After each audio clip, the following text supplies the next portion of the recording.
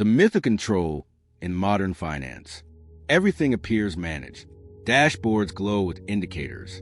Models update in real time. Risk feels tracked, bounded, and contained. Yet beneath the surface, control is far more fragile than it appears. To understand why control became a myth, we need to look at how visibility replaced authority. As finance digitized, systems gained unprecedented insight into positions, flows, and exposure. Information arrived faster. Granularity increased.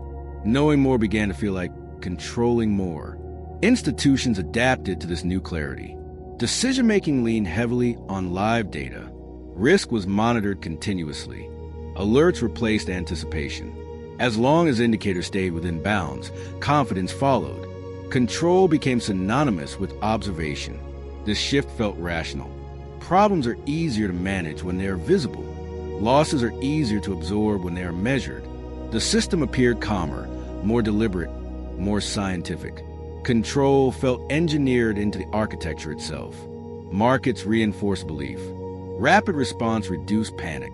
Interventions arrived quickly. Disruptions were contained before they spread. Each successful correction strengthened confidence that control was real and reliable. Regulators embraced the same logic. Oversight expanded through data access and reporting frequency. More information promised better supervision. If risks were visible, they could be addressed. Control appeared scalable. But visibility is not the same as influence. Knowing where risk is does not determine how behavior will change. Systems observed exposure precisely. Yet behavior continued to evolve faster than interpretation. Control lagged behind motion. Early cracks appeared quietly. Interventions worked, but required increasing speed. Stability depended on constant attention. Calm was maintained through reaction rather than prevention. Control existed, but only as long as nothing unexpected occurred. This is the opening illusion. Modern finance looks controlled because it is observed continuously. But observation does not slow momentum. It does not create restraint. And it does not guarantee influence when behavior shifts suddenly. Because a system can see everything and still be unable to stop itself from moving. As belief in control deepened, behavior began adjusting around the assumption that intervention would always arrive in time. Visibility created confidence. Confidence altered risk-taking. When systems appeared monitored, consequences felt distant. Institutions reorganized decision-making around real-time oversight. Risk was tolerated longer because it could be seen. Exposure was allowed to build because alerts existed. The presence of monitoring replaced the discipline of restraint. Control became reactive rather than preventative. Markets absorbed the same message. Participants trusted that instability would be detected early and addressed quickly. Timing replaced caution. Moves were made knowing exits would be visible. Liquidity was assumed to be available because it could be tracked. Regulators faced an unintended shift. With constant data, expectations rose. Oversight was no longer about setting boundaries, but about responding precisely. Intervention became more frequent, faster, and more surgical. Each success reinforced belief that control was working. Early distortions surfaced quietly. Reactions grew sharper. Adjustments happened later, but faster. When thresholds were crossed, responses were immediate and synchronized. Control compressed response time, but increased intensity. This created a fragile rhythm. Calm depended on continuous observation. Stability required constant readiness. The system felt managed, but only while attention remained uninterrupted. Control existed only in motion. The deeper change was psychological. Visibility reduced fear. Reduced fear increased alignment. Alignment amplified reaction. The system moved confidently until it moved too fast for observation to shape behavior. This is where the myth begins to crack. Control based on reaction assumes time. It assumes space to intervene.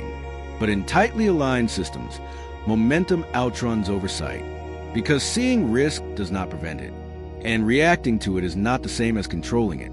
The conflict emerges when control is tested by speed rather than scale. Not a massive shock, but a rapid one. Behavior shifts faster than interpretation. Signals flash, but meaning lags behind motion. Institutions feel the strain immediately. Dashboards update, alerts trigger, responses queue, but action trails behavior by moments that suddenly matter. Decisions made seconds late amplify outcomes instead of correcting them. Control becomes choreography rather than command. Markets accelerate the problem. Algorithms react instantly. Liquidity appears and vanishes within the same breath. Participants respond to movement rather than cause. The system enters a feedback loop where reaction fuels further reaction. Visibility remains high, but influence fades. Regulators face a narrowing margin. Data arrives in real time, but authority still requires deliberation. Acting too fast risks reinforcing volatility. Acting too slow risks irrelevance. Control depends on timing that is increasingly difficult to achieve. Public confidence wavers quietly. There is no single failure to explain concern. Instead, unease grows from watching a system that appears hyper-aware yet oddly powerless. If everything is visible, why does it feel so hard to steer? This is a core conflict. Control assumed that awareness could substitute for restraint, that speed of information could overcome speed of behavior. But when systems align tightly, reaction no longer guides outcomes. It chases them. The illusion breaks here. Control was never about knowing more. It was about shaping behavior before momentum formed.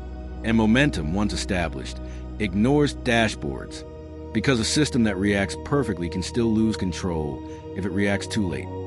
Even by seconds, the reckoning arrives when the system admits that control cannot be achieved through observation alone. Visibility provided insight, but not authority. Reaction proved powerful, but not sufficient. In response, priorities begin to change. Institutions shift focus from constant monitoring to structural restraint. Limits are redesigned to slow behavior before it accelerates. Control is reframed as influence over incentives, not response to outcomes. Risk management regains patience. Exposure is reduced earlier. Speed is treated as a variable to manage, not an advantage to exploit. The system relearns that preventing momentum is easier than interrupting it. Regulators adapt accordingly. Oversight expands from watching flows to shaping conditions. Friction is introduced deliberately. Pauses are valued. Control becomes less dramatic but more durable. Markets respond unevenly. Some strategies lose advantage as speed is constrained. Others adapt to a landscape where restraint matters more than reaction. Stability becomes less smooth but more real for the public. Trust rebuilds gradually, not because systems promise perfect control, but because they demonstrate humility. Uncertainty is acknowledged. Limits are visible. Authority feels grounded rather than performative.